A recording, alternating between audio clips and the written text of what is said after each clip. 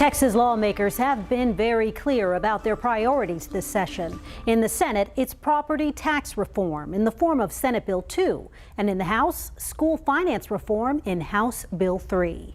This week, both bills have made significant progress, but they have a long way to go.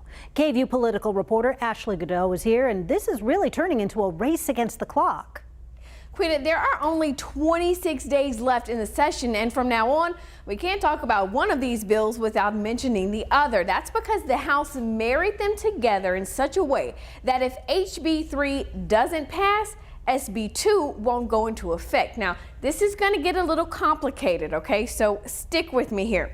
Let's start by talking about Senate Bill 2. The House finally passed it today, but with some changes. The original Senate version of the bill reduces the rollback rate to 3.5% for cities and counties, 2.5% for schools, and it excludes the cost of indigent defense for counties. A reminder for those of you who aren't quite sure, that's the rate of how much taxing entities can increase your taxes without the possibility of an election. If lawmakers want more money, voters have to approve it. All right, so now to the House version. Now, it keeps that same 3.5% for cities and counties, but drops it to 2% for schools and leaves out hospital and community college districts. They get to stay at the current rate of 8%.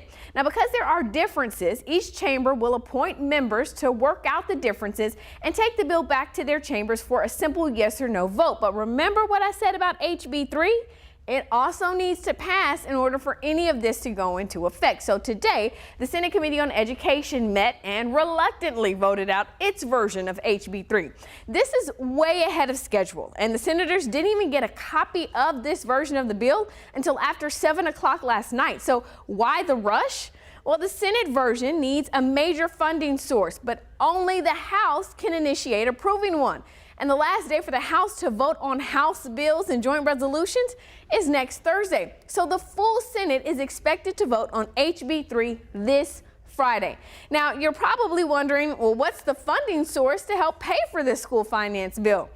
It's that idea the governor mentioned to buy down property tax bills by increasing the state sales tax by 1 cent. Even if it passes the legislature, it still needs voter approval. So there's a lot of kinks to iron out, but of course, I'll be here to explain it all.